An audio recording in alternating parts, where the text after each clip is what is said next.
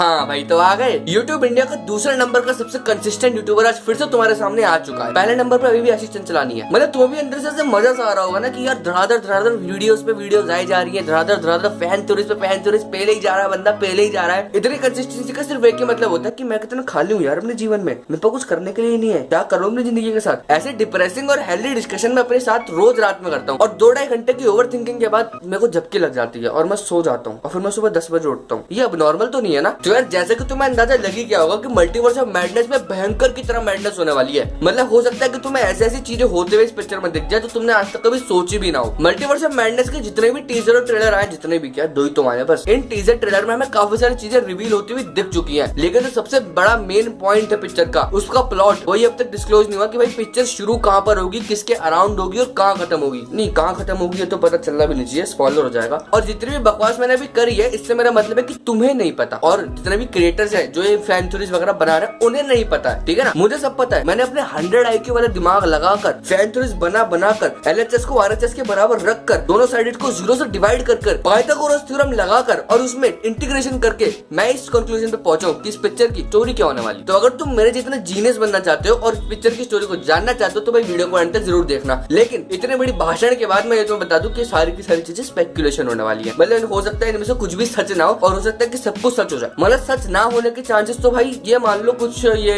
98% है और सच होने के चांसेस यही तुम्हारा 2% है। लेकिन मैं बैठा हूँ ना, तुम चिंता क्यों कर रहे हो? 2% तुमको डर मत जाना, क्योंकि भाई तुम मेरे पर भरोसा कर सकते हो। अगर स्पेकुलेशन गलत हो गई तो कमेंट सेक्शन तो है ही ना। तो मेरे हिसाब से सुन लो एक बार ध्यान से, मेरे हिसाब से इस पिक्चर का जो मेन पॉइंट होने वाला है और जो मेन कॉन्सेप्ट होने वाला है जिसके आसपास पिक्चर अराउंड करेगी वो होगी कैप्टन शिवाज। इसी ने ही जो है पूरी पिक्चर में ऐसी की तैसी करी हुई है और इसी ने ही डॉक्टर साहब की जिंदगी झंड कर रखी है। पीटर का नाम ऐसी बर्बाद कर रहे हैं लोग। असली दिक्कत यही है। अब मेरे हिसाब से कैप्टन शिवाज ही इस पिक्चर का फोकस इसलिए होने वाली क्योंकि ट्रेलर में हमने जितनी भी बार किसी इंसान को फंसे हुए देखा है या जकड़े हुए देखा है या किसी जेल में बंद होते हुए देखा है वो है हमारी कैप्टन शिवाज। हर जगह पर यही फंसी हुई है, यही भाग रही है, सब इसी के पीछे पड़े हुए हैं। तो मेरे हिसाब से जो पिक्चर का प्लॉट होगा वो कुछ इस तरीके से होगा। अब जैसे कि हम ट्रेलर में देख सकते हैं कि कैप्टन शिवाज जो है वो थोड़ी यंग है, थोड़ी टीनेज टाइप की है, मतलब उनकी 19-20 साल की होगी जहां तक है, और उसके पास मैजिकल पावर्स है जिससे वो अपना पोर्टल खोल के मल्टीवर्स में ट्रैवल कर सकती है। तो जैसे हम लोग क्लास में मॉनिटर की पोजीशन का गलत इस्तेमाल करते थे वैसे ही हो सकता है कि कैप्टन शिवाज को भी एडवेंचर करने की चुल मचे और वो ऐसे ना कर पाए, मल्टीवर्स में छेड़छाड़ ना कर पाए, इसलिए डिफेंडर स्ट्रेंज को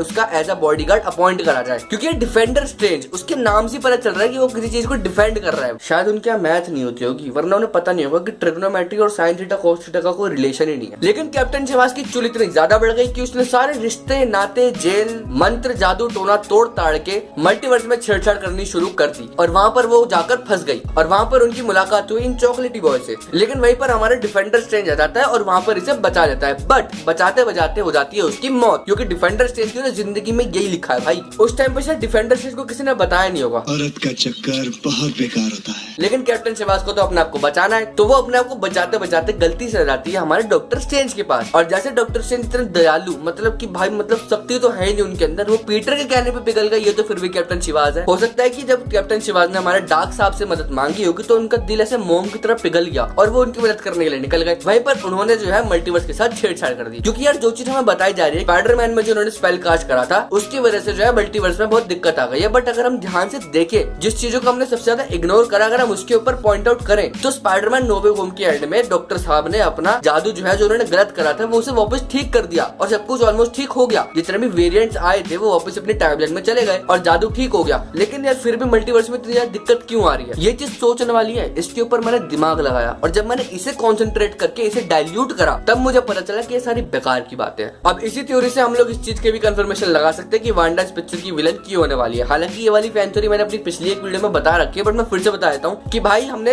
वांडा विजन के एंड में उसे अपने बच्चों की दूसरे यूनिवर्स में आवाज सुनाई दी थी। तो हो सकता है कि कैप्टन शिवाज के बारे में जब वांडा को पता चले तब वो कैप्टन शिवाज को ढूंढे ताकि वो कैप्टन शिवाज का इस्तेमाल करके दूसरे यूनिवर्स में जाकर अपने बच्चों को वहां से ले आए। और जहां तक बात रही दूसरी वांडा की तो यार मेरे को ऐसा लगता है कि दूसरी वांडा एग्जिस्ट नहीं करती क्योंकि मुझे कल ही पता चला है कि वांडा एक ऐसी बीइंग है जिसका कोई और वेरिएंट नहीं है, मतलब वो पूरे मल्टीवर्स में सिर्फ इकलौती ही है थैंक्स टू कॉमिक वर्ड्स। मोहित भैया नहीं होता तो मुझे ये पता ही नहीं चलता। तो मेरे हिसाब से जो ये हमें दूसरी वांडा ट्रेलर के अंदर देखने को मिली है वो उसके अंदर की बस एक इमेजिनेशन है। जैसे वांडा विजन में वांडा ने विजन को क्रिएट करा था उस तरह से अपने अंदर एक वांडा को दूसरी वांडा को क्रिएट करा है। वो रियल नहीं है, वो बस उसके अंदर की इमेजिनेशन है जो उसे गलत काम करने के लिए या फिर सही काम करने के लिए उकसाने वाली है। गलत काम काम करने के लिए मुझे ज्यादा लगता है, क्योंकि भाई किसी के सर पे इतना सारा खून ऐसे अच्छे काम करके तो नहीं आ सकता। अब ये जो मैंने पूरी थ्योरी बोली है इसकी काफी ज्यादा पॉसिबिलिटी है, क्योंकि बहुत ज्यादा सेंस बना रही है जो ट्रेलर हमने देखा है उसके साथ। क्योंकि भाई देखो कैप्टन शिवाजी यहाँ पे अटकी हुई दिख रही है, और जब यहाँ पोर्टल खुलता है तो डिफेंडर स्ट्रेंज को हम लोग बहुत बुरी हालत में भी देख सकते हैं। मुझे पता है कि इस वीडियो में बहुत ज्यादा जोक नहीं थे, बहुत ज्यादा फनी नहीं थी ये वीडियो, क्योंकि भाई अगर मैं तुम्हें सच से बताऊं ना तो मेरे माइंड में इतनी ज्यादा फैन थ्योरी चल रही है और काफी सारी चीजें तो ऐसी हैं जो मैं बोलना चाहता हूँ, बट मैं कुछ समझ में नहीं आ रहा कि मैं तुम्हें किस तरीके से समझाऊं। और मुझे पता है यार कि YouTube शॉर्ट्स और रील्स देख देख कर ना तुम्हारे दिमाग की कैपेसिटी खत्म हो चुकी है और तुम्हें ज्यादा बड़ी चीजें देखना पसंद नहीं है। समझने वाले समझ गए। तो इसीलिए मैं इस वीडियो को यहीं पे खत्म करता हूँ। अगर वीडियो तुम्हें बहुत ज्यादा अच्छी लगी हो तो भाई वीडियो को लाइक जरूर कर देना, और अगर तुम्हें लग रहा हो कि हाँ यार इसने जो बोला वो सेंस तो बना रहा है, भाई दिमाग पे असर तो डाल रहा है, स्पाइडर सेंस काम तो कर रही है मेरी, तो चैनल को सब्सक्राइब जरूर कर देना। और हाँ यार इस वीडियो को इतना ज्यादा शेयर करो कि मार्वल की इल्यूमिनाटी गैंग तक पहुंच जाए। और मैं बोलता हूँ तुम्हें अगली फैन थ्योरी में या फिर मूवी रिव्यू में, तब तक के लिए गुड बाय।